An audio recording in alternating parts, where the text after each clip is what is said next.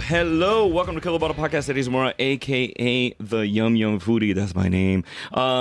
Actually, Megan has a bit of a cold, so she's a little hoarse right now. Talk, Megan?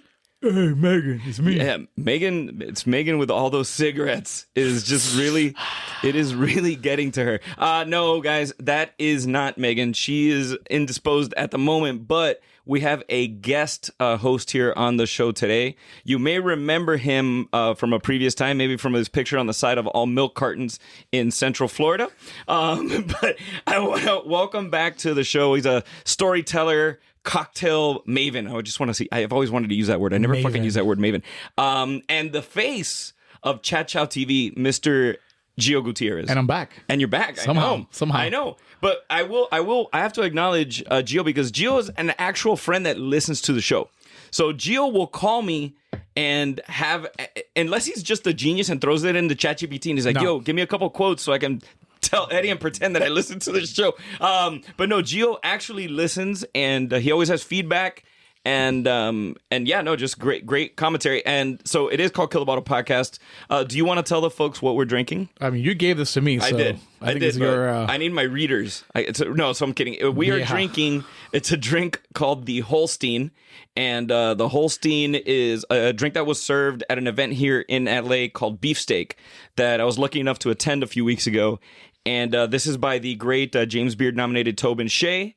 And it is a Santa Teresa 1796 rum, Benedictine cherry, and cacao bitters. And deliciousness. And it's freaking delicious. So Gio and I are, we are engaging in a little bit of this little beverage. So when you went to this beefsteak event, it was freaking crazy, by the way. This beefsteak event was like a... Beefsteak X.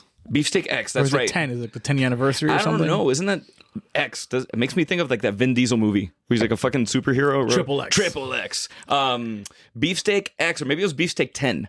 Maybe we're getting Roman numerals here. I don't remember, because I did drink a lot at this event. I may have had quite a few of these Holsteins and they kind of fucked me up. But they're delicious. All I know is this is delicious. It's super good. Yeah. It's super, super duper good. Thank you, Tobin, for this. Thank you, Tobin. Yeah, this was killer. I'm gonna take a sip and then I'll tell you what beefsteak is. It comes in a little flask with a cow drinking it out of a martini. Yeah, because a Holstein I think it's a type of cow. Oh. Yeah, a Holstein is a type of cow. So, and hence the beefsteak event. So beefsteaks is a big charity event, and it's crazy because it's like you dress up for this. I wouldn't say it's not tuxedo, but people are wearing suits. They say it can be like cocktail attire, which, nice dress, suits, whatever.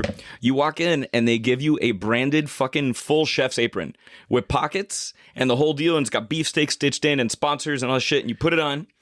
And because there are no forks, knives, there's napkins, and you eat everything with your hands. Fucking Chateaubriand all sliced up.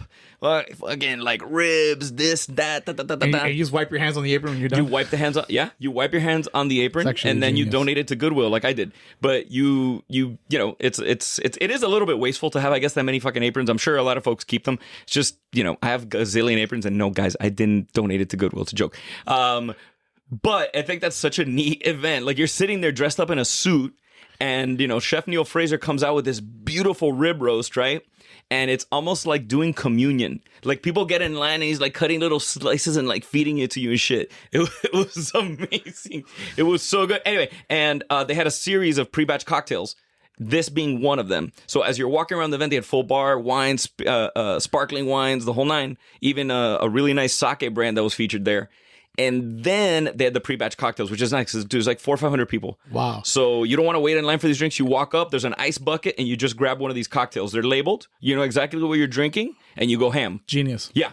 You go ham. And then I was so lucky. I went to Redbird a few days ago, and Tobin, the guy who created this drink, he saw me and he's like, hold on one second. And he just shows up, had two extra bottles. He saved me a few of them. Thank you for sharing. This is actually delicious. We're drinking it over a big cube. Mm-hmm. And what a way to start Saturday. I know. So yeah, speaking of Saturday, what are we doing today?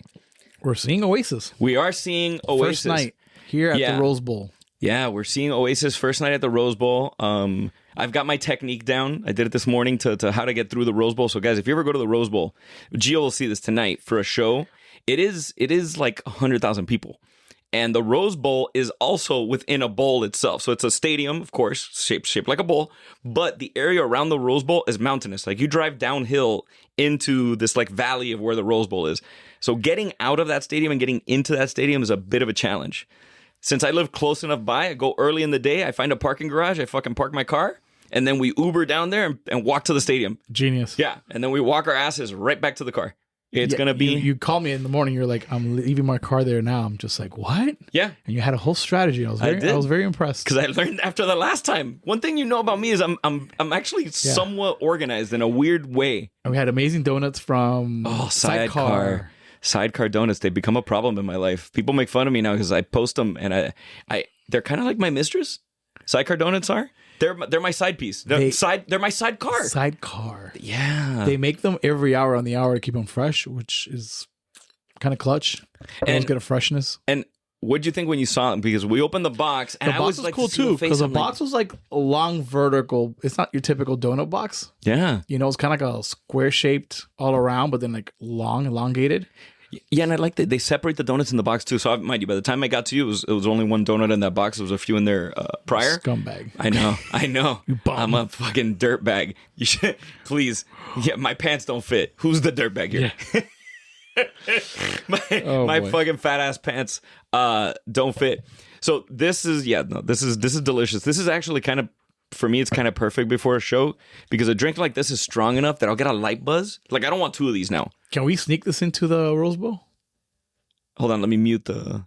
We might be able to sneak this in. I mean, usually I bring in like one mini bottle and I put it... Oh, I'm sorry. Heard. I have...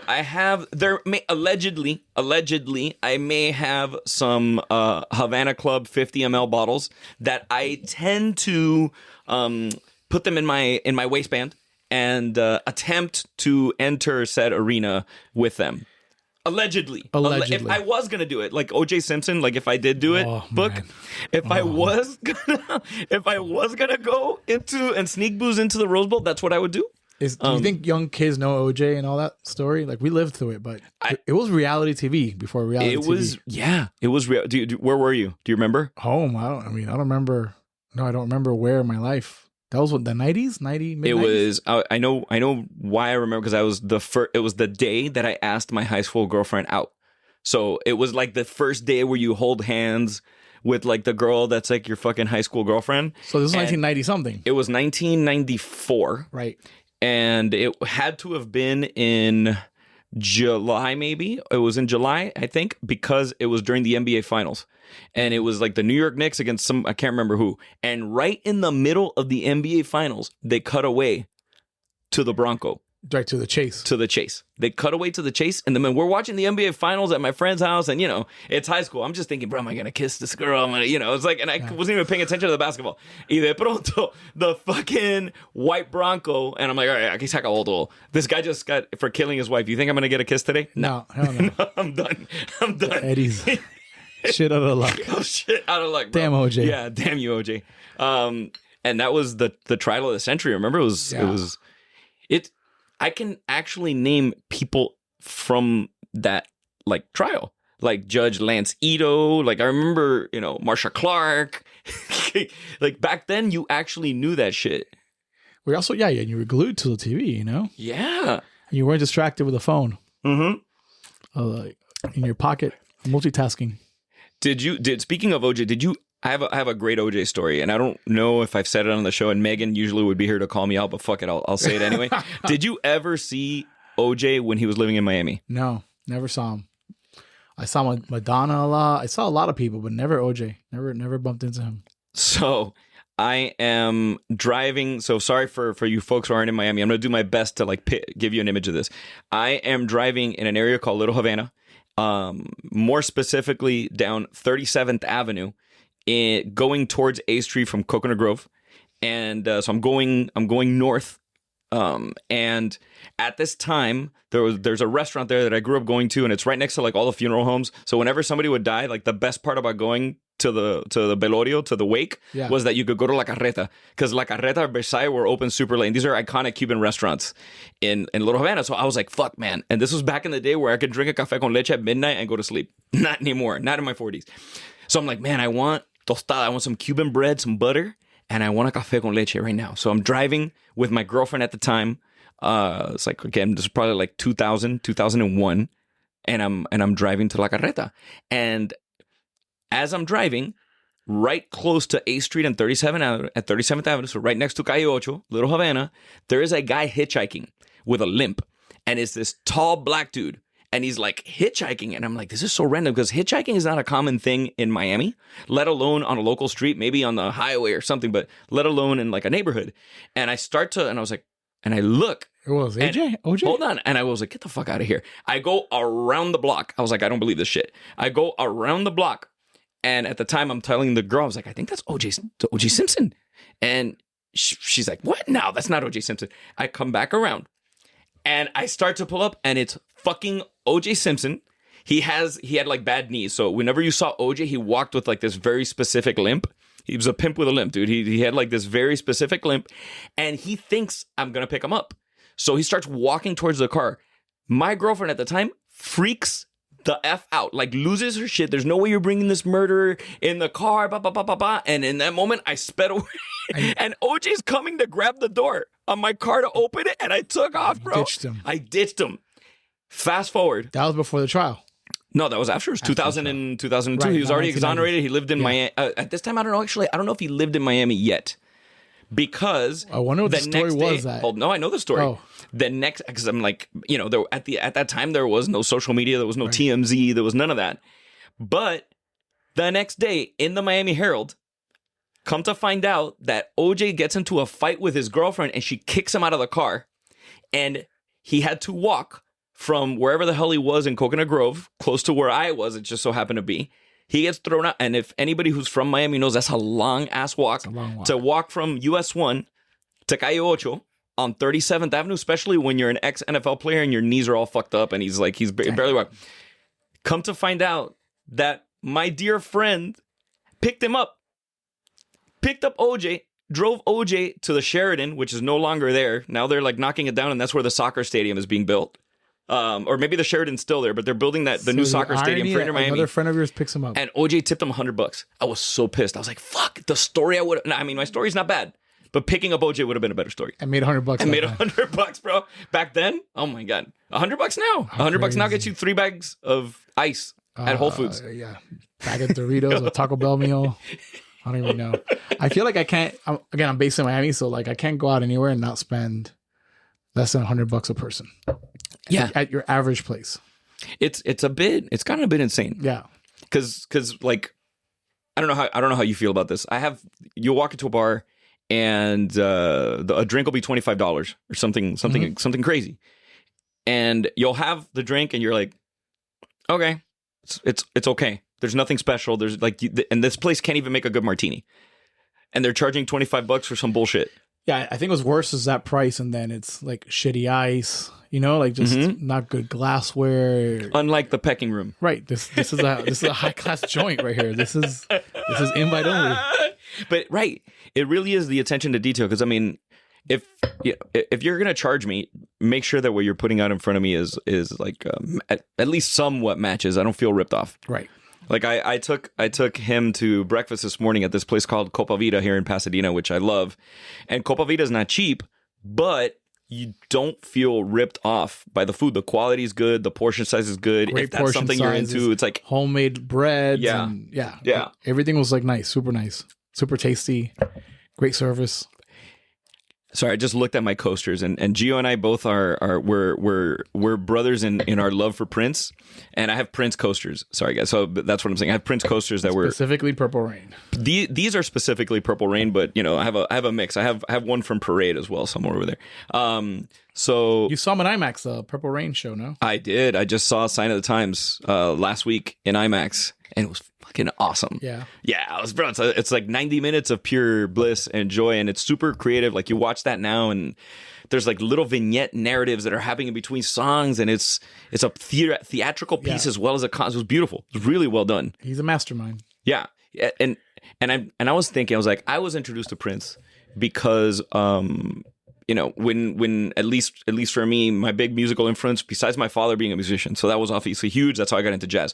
But anything else, as far as popular culture, I was influenced by my siblings. So my brothers are 7 and 14 years older than me. So my oldest brother was listening to Led Zeppelin. He was listening to Thin Lizzy. He was listening to that like glam rock, Motley Crue, all that shit. Yeah. My other brother Prince, then dive into like Power 96, like bass music in the early 90s, DJ Laz, like all of that stuff. And that influenced me.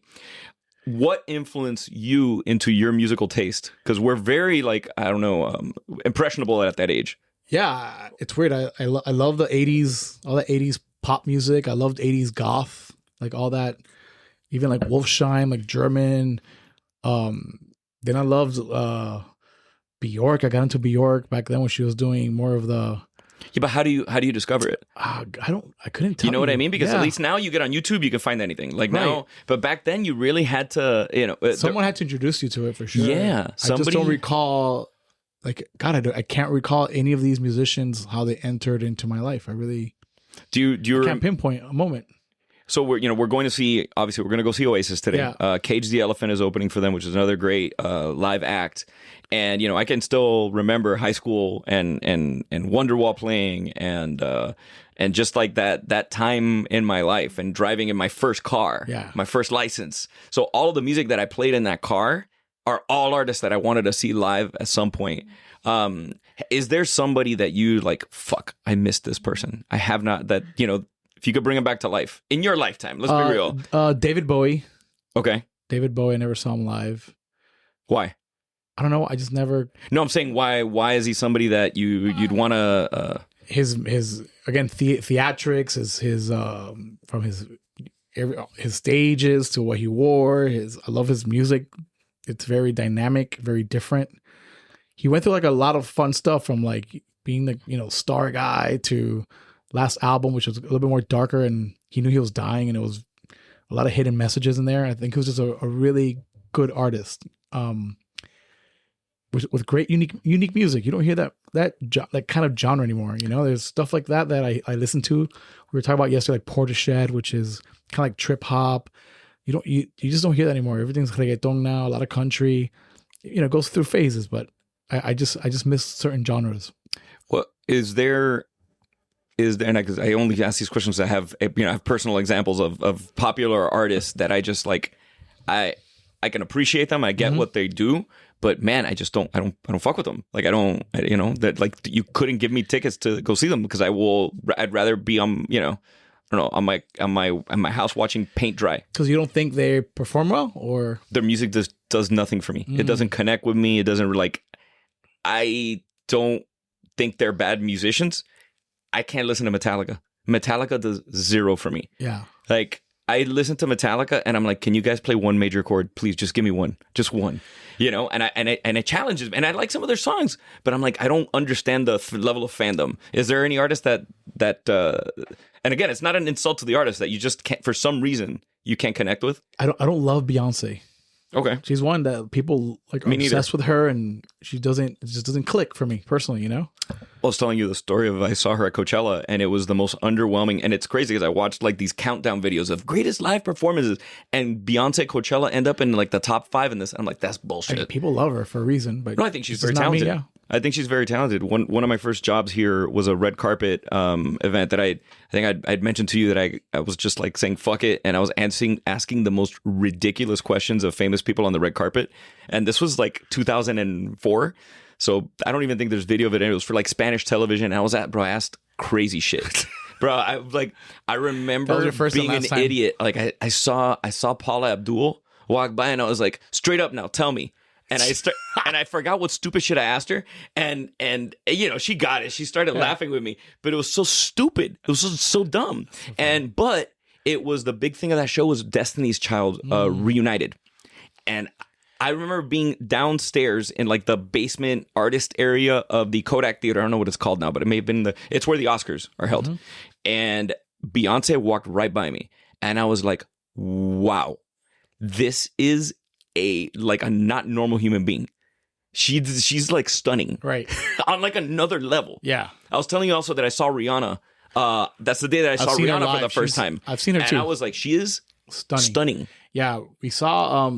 Laura and I did a little fun thing for MTV Music Awards. 13, 14 years ago. Your lady, Laura. My better half. She it was a thing we did with TRL. Was it TRL, the show? Yeah. Yeah, Total Request Live. Yeah. Did you hang out with Carson Daly? Yes. Who had blacker painted fingernails? but- You or him? No, back then I didn't wear nail polish. But that episode, Lauren hosted it. I was in the audience. And the co-host was Taylor Swift when she was no one. Wow. And we were backstage hanging out with her and her mom. And Rhiannon was the star. Like Rihanna was the star of the show. You know what I mean? And again, superstar. Like, Yeah. just cool. Yeah. How they just the minute they walk into the room, the aura changes. Like the whole entire energy. She wasn't famous. Well, I mean, she was gonna be, but she wasn't famous when I saw her. So I literally had no idea who she was. I just saw this. Like, you could, being Caribbean, you see somebody who's Caribbean, you'd like see them. You know them right away. And she had like the most statuesque silhouette, and she was just like the way she carried herself. Like, she's bad. Yeah, she's beautiful. And when you do these red carpets, if you're one of the reporters on the red carpet, you usually get a little packet of papers, and these papers will have some kind of generic press photo of who's supposed to be coming down this red carpet and who they are. And I remember not figuring out how the fuck to pronounce her name, and I'm like, I didn't know Rihanna. Yeah. But she didn't talk to anybody. She just walked right past my ass, because I'm sure she hit up like. So first of all, when you're nobody on those red carpets, you're like at the end of the red carpet. The first people is like Access Hollywood and Entertainment Tonight. Those fuckers get everybody. I'm sure she talked to like 7 Mario Lopez's before she got to my stupid ass, and she thought I was like the Timu fucking Mario Lopez. I'm not gonna talk to this the fool. Timu version. Oh my god, it's funny how. So I just saw the F1 movie in IMAX, and Brad Pitt is now 60 something, dude. Yeah, and he just like owned the movie, and it was like watching him on the big screen. It just reminds you, this guy's like a superstar, and it's again, it's like a feeling, it's an emotion, Yeah, and he still looks great, like stud, like a badass fucking dude. Yeah, bro. And Once Upon a Time in Hollywood, bro. That movie, he's like, and mind you, that movie came out at least. No. That movie, that was the last movie I saw before lockdown that I saw in the movie theater. So that must have been out in 2019. Yeah, 2019, but still. And that probably was filmed in 2018, right? And he was like ripped. So he was in his 50s at that time. Yeah. And I'm here fucking 46 with a gut. I'm like, bro, what do I got to do here, dude? Like, what? And I know he smokes a lot of pot. Is that what it is? Is that what I'm missing out on? Oh, I don't know he did that. Yeah. Oh, yeah, I know. But he's a stoner, dude. Oh. Yeah. Allegedly. Sorry, just in case. Allegedly. You get munchies and you want to eat more. Yeah. Like, what the fuck? Like, I don't get it. Usually it's cigarettes. Like, cigarettes keeps people skinny. Yeah. Like, I mean, I have friends who've hung out with Brad Pitt. And it's, buddy likes the spliff a little bit. Yeah, good for him, bro. Yeah. Like, no judgment. I got no judgment on that shit ever. And so I have recently, I have a friend of mine who, like LA, kind of same as Miami. You have these private clubs, or by private clubs like the Soho House, these places you have members like a fee, members only. There's one here that I don't want to mention because of, it's not Soho House, but I don't want to mention it just because whatever.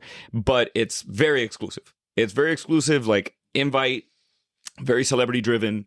I've lived here for 20 years. I've never been able to set foot inside this particular place. A friend of mine goes with a homie of his that has a ton of bucks. His member.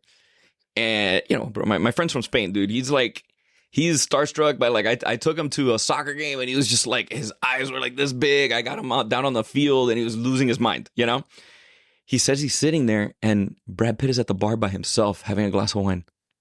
And I'm like, this is the only place in the world where Brad Pitt can be outside of his house, sit at the bar, have a glass of wine, and feel normal.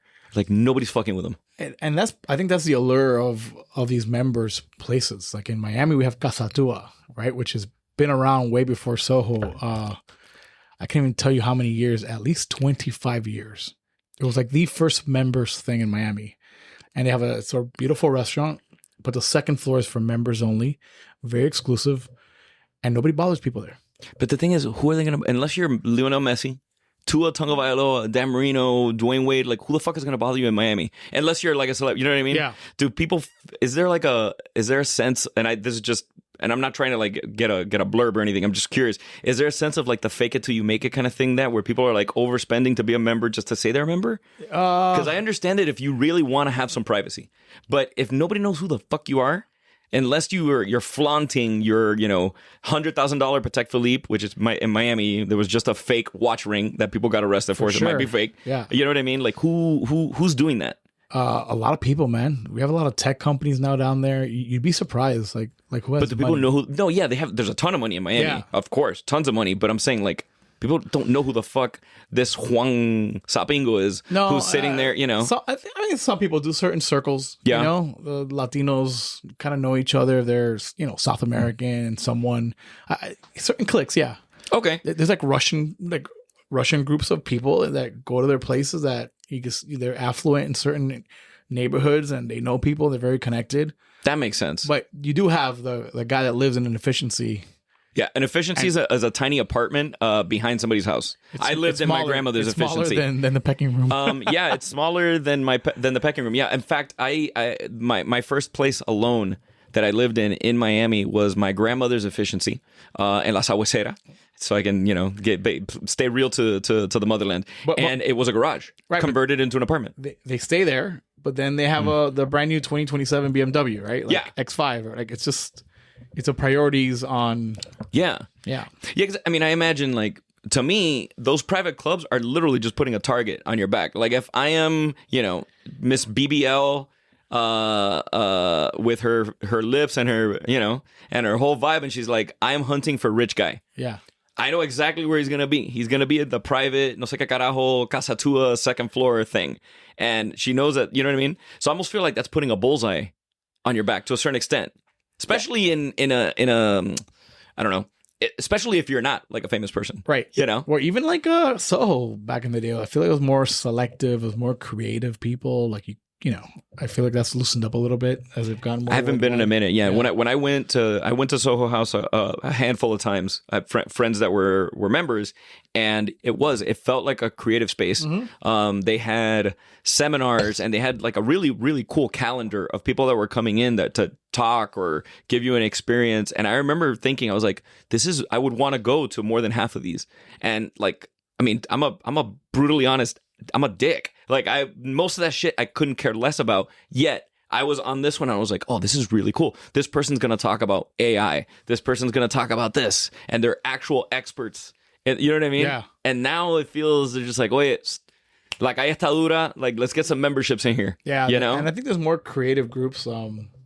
My friend Virginia, she's in this group of artists where they meet once a month or once a quarter.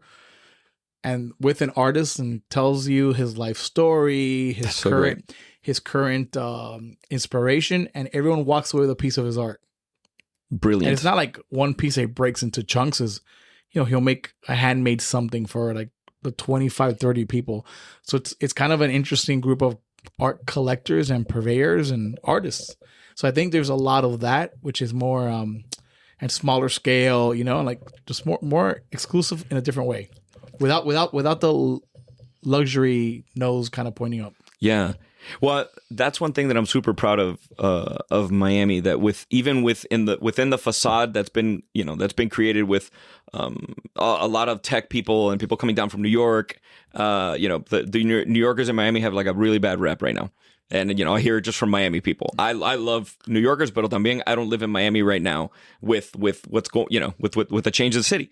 But I got to hand it to Miami that the people still speak and still create art and still want to have you have your book club that you do.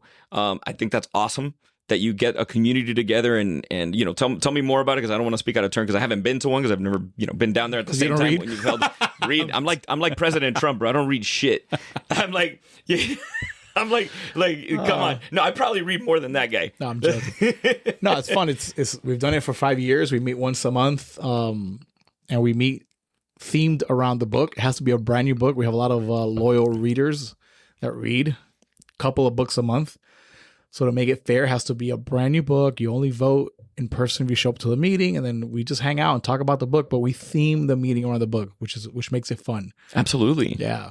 And it's a really unique experience. Out of it. Mm-hmm. It's the food, the drinks. Is it something hands-on we're doing? Is it meeting at a coin laundry because it's a book on Colombian immigrants, and then we get on a Colombian double-decker bus and we drink aguardiente and just fun stuff like that. We keep it fresh and fun. I'm thinking of starting a men's group.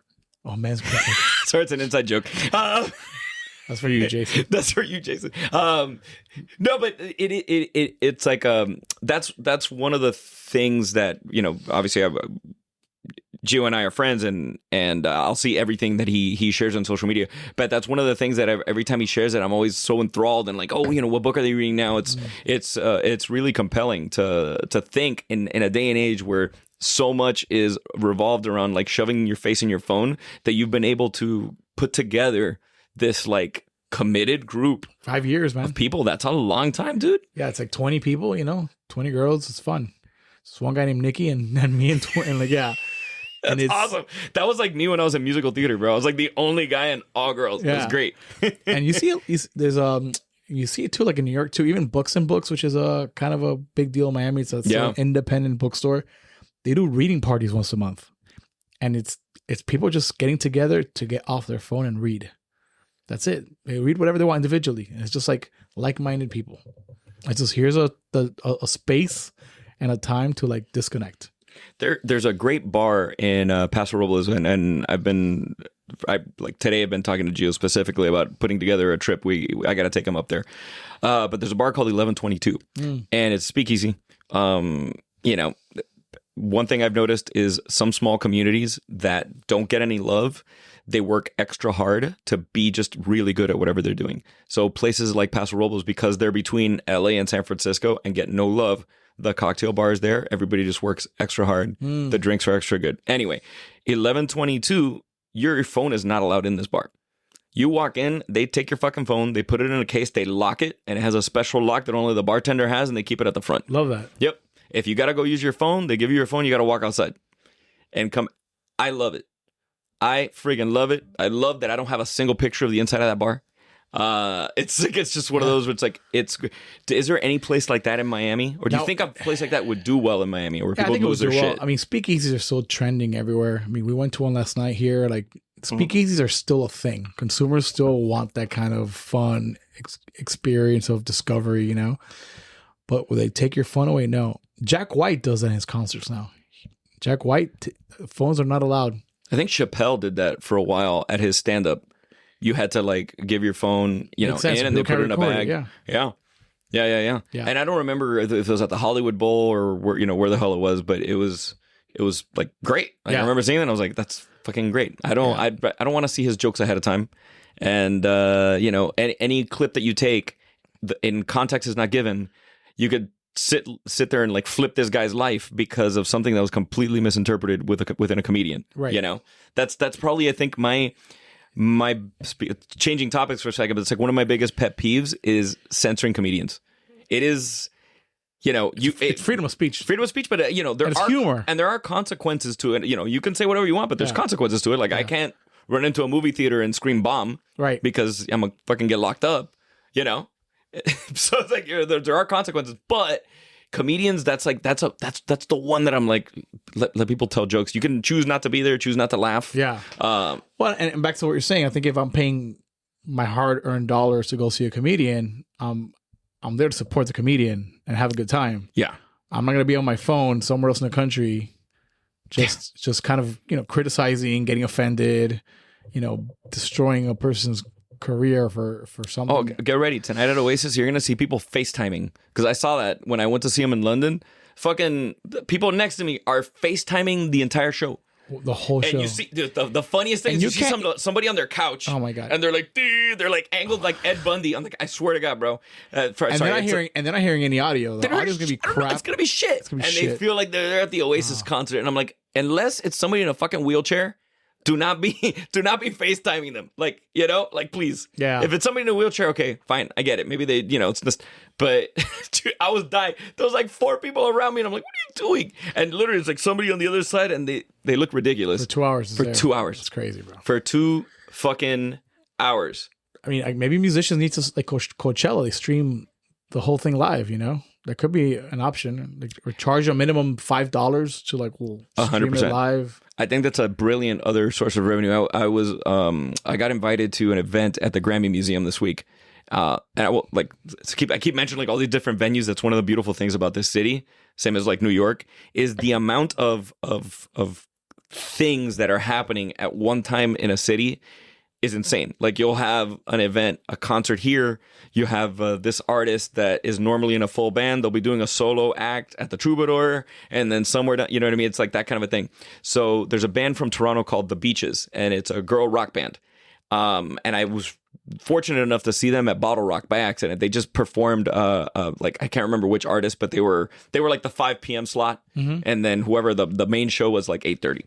And I was already set up in my spot, and I saw The Beaches. Like, bro, these girls are good. The songs are good. Blah blah blah blah blah. So I get invited to go see them live, and I was like, oh shit, dude! There was maybe 50 people, and it was a panel with a famous songwriter, the 4 girls, super hilarious Q&A, and then they busted out and did an 8-song set for 50 people. It was incredible. They live streamed it. Brilliant. They've gotten people invigorated to check out the record. They showed a different side of themselves because this was a completely uncensored interview. It's not like they were on Jimmy Kimmel or Jimmy Fallon or whatever, and they're doing like a 5-minute spiel. This was like, I think that's the way to do it now. Yeah. Is to really, really, whether it's the fans that subscribe to your newsletter, right? Let them come in. Yeah, either you get a new audience or you keep, love to your existing fans. Like I love Tiny Desk. I think Tiny Desk is brilliant. Mm-hmm. Get these musicians playing live in DC in their offices. We don't have NPR anymore, though, bro. I know. NPR is not going to be funded, so donate money. Donate money. So not like, I would pay that. Like, me too. Like if tomorrow Tiny Desk became a subscription model, like a Patreon, whatever, I think it's great. I'd give them $5-10 a month. Yeah, and get that content. Get the content. Like I'm a bit of a Dua Lipa fan for multiple reasons. She's stunning, and I'm there watching that Tiny Desk, and I was like, I would subscribe to this. Yeah. This is my kind of content. Did you see the one she did during COVID? Amazing. I've seen her live. No. Talk about live concerts. She gave me the energy of Madonna in the 80s. No way. Like Madonna now, I think she's kind of sad. Yeah. She's depressing. Yeah. Talks about sad things and suicide and death. Like it was really sad. She was my first concert. Yeah. 1986 at the Orange Bowl, True Blue. We won True tickets. Blue. We won tickets on the radio. Power 96. Or Y100. Like my brother won tickets. Yeah. But Dua Lipa's energy was invigorating. Non-stop dancing, high energy. Just it reminded me of Madonna in the 80s. Like just that like party. And I love that most people don't know she's Albanian and speaks like fluent Albanian. She's just, her parents fled and went to the UK. And of course she's full on British accent, but yeah. She's coming to Miami next month, September at the end. We're going to see her again. Anytime. Thank you. I appreciate that. Calm down, bro. We. That's all I need in my life. I'll go see Dua Lipa in a hot second. Before we end the show, I was just thinking of something. I want to get your thoughts on this.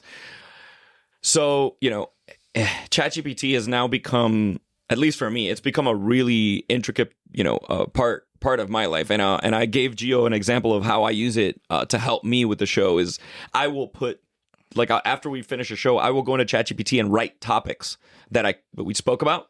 And then I will create a database of topics that I've already spoken about. And when I go to record another show, I'll write in what I want to talk about and then ask it to make sure I haven't said this already or haven't covered this because, we've done over 100 episodes of this show. Right. And there are times as things evolve, you can talk about them again. But, sometimes you don't, like you literally don't remember. Right. You're having so much fun that you just don't remember. Gulp. How do you feel AI is changing the cocktail world? Better or worse? I mean, it's just another tool. I think it's better. I think it's tough to say. I think lately clarification and batching it's like everywhere, and I get why people are doing that, and it's got nothing really to do with AI. But I think what I don't like about it is you're losing this connection for a consumer that could be like, "Hey, I'd love to try this cocktail with this brand I love," and they're like, "Oh, we can't do it." Because the drink is already batched. Or you have bartenders that aren't learning the 50 classic cocktail recipes because they're just pouring out of a batch bottle. So they're losing some of that education, which I'm big on. So to me, it's more of the education, a little bit of like hospitality with some of the batching of the cocktails. It's now everywhere. It's crazy. It's everywhere. We went out to dinner last night. Shout out to Alto in Sherman Oaks. Phenomenal meal. But we wanted to have this one particular cocktail, and it had a gin in it that you're not necessarily a fan of, and we're like, oh shit, is it batched, or can we flip out the spirit? And they did it. They did it. Yeah, because especially with gin, maybe I don't like gins cucumber. Are so different. Maybe I don't like cucumber and roses. Right. So I want something different. That was a perfect example, and they again, as a customer, it was satisfying to be able to switch it up, man. And then we went somewhere else, and the training was not up to par. And I mean, we went through the menu, and this one particular kid, like, he was nervous. He just did not know very much about the menu, right? And so, like, basic stuff. That's why I really appreciate. So, to give it, like, Gio was asking about a cocktail, and he wanted a highball, which in a Collins glass. I wanted a refreshing cocktail and a highball with some effervescence. Like. That's why I'm a fan of these cocktail menus now, where they have the glassware next to the drink. I fucking love it. I love looking at it because sometimes. Because there's drinks that can come in multiple glassware, there are places that it's a pet peeve of mine, but there are places that serve daiquiris on the rocks. Yeah. And if I see that shit, I'm not ordering it. It's not the way I want to drink one. But I love and appreciate when you can see the glassware, you're like, oh, cool. Or a descriptor. Sometimes it's like, violently carbonated or fizzy or like, in that kind of example, right? Right. Stirred or give me an idea. Spirit forward, right? Yeah. Yeah. So that's one thing, which is actually something I'm going to suggest to that bar the next time I go when they reprint their menus, is to put a silhouette of the glassware that, that it comes in, because it saves time. It saves confusion. Or a descriptor, Yeah. But I mean, I think it's not just a list of ingredients. In general, I think people are stupid. So give me a picture, please. Yeah. Let's just give descriptor. You're giving people too much credit. And beautiful place too. Yeah. This place was stunning, and I may have shot a video from there last year on my social media. Dun, dun, dun. I don't even know why I'm not fucking. You know what is? I don't want the kid to feel bad, because there's room for improvement. Yeah. For all of us. Always, constantly, 100%. Especially with this show, dude. I just keep getting worse and worse. So I gotta work on. Did Megan leave you? It's a one man show now. That's why Megan left. Megan's like, "Fuck, I can't deal with this guy." She's like, "I'm gonna go." His pork. Yeah, I'm just gonna go hang out with these shitty guys that I date. I'd rather do that than be around my friend. She's not gonna listen to this. I hope she does. Megan, I love you. Shut up. Megan's love you. Megan's one of those awkward people that when you tell them you love them, they get really uncomfortable, and you hug them and they like retreat. That's Megan's one of those. So I double down and telling her I love her more, and then I hug her more just to fuck with her more, because that's how much. All right. Before we end the show, I need an F, Marry, Kill. Dua Lipa, Bjork, and fuck. God damn it! Give me a third one. Shit. I had it and I lost it. Prince. No. All right. Dua Lipa, Bjork, and oh my god, trying to give me a third one, bro. Give me somebody, dude. Give me somebody you're into. Are you putting me on the spot? An artist that you're into. A ton. There's a singer that's pretty. Brad Pitt. No, I'm just kidding. Yeah, Brad Pitt. 60-year-old Brad Pitt. That'd be funny. How did I stump on the third? I was ready, bro. I was ready. I was like, takada. Yeah, I was ready. All right, then fuck this. F, Marry, Kill, rum, gin, mezcal. Ooh. Marry rum every day. F, gin, kill mezcal. Okay, why? I think mezcal every day I'd get over it. Yeah. Like the smoke profile. Yeah, I get that. So to me, I'd kill that. I think I was between that and then, but gin, I think I love gin. I love gin. I love the botanicals in gin. I love every gin is so different. Mm-hmm. Like when I travel, I bring back gin. Okay. Like it's cool to see what local places, what they're foraging, what kind of ingredients they're using, what herbs, spices. It's a spirit that's very unique to where you're getting it from like the terroir, for lack of better terms. So I love gin. I love the versatility of gin. Like I love a gin martini. You know? Yeah, me too. To me, that's just a great way to start the night. And rum, because I'm Cuban, I drink that every day. Is the martini your litmus test for a bar? Is that the drink that you order to figure out if the bar knows what they're doing? A daiquiri for sure. Okay. Daiquiri. What I like is to see interesting twists on a martini that are still the essence of a martini. Like yesterday we had one that was beautiful. It had a dill. Yeah. Which I love because I love to do like pickleback martinis. And I love when people go dirty without brine. Like I love that saline profile. It's almost like getting towards umami, if you will, but without brine. I think it's such a creative challenge. So when I see versions of that on menus and I drink them and they're phenomenal, like it just turns my. Yeah, I gotta send you a picture of the menu for Paradiso in Barcelona. But their martini, their dirty martini used a type of sea plant in it to give it the brine, the quote of the brine of it, and you would eat the plant later, and it had like as beautiful texture to it, and it was literally like floating within instead of the olive. It was that. That's my vibe. It was spectacular. Yeah, even though last night they had arugula in it, which is probably one of the trendiest ingredients out of Tales of the Cocktail this year, where I feel like almost everyone, even in BCB, arugula was an ingredient everywhere from bars all over. And it was interesting ways of using arugula, but I kept seeing that sticking out in cocktails. You know, without being Miss Cleo, what do you foresee as the next trend in, you know, because now there's a period where like mezcal, then now I'm seeing a lot of sotol. Do you see anything down the pipe that might make an impact? It's a good one. Maybe it's I think shoju would be cool.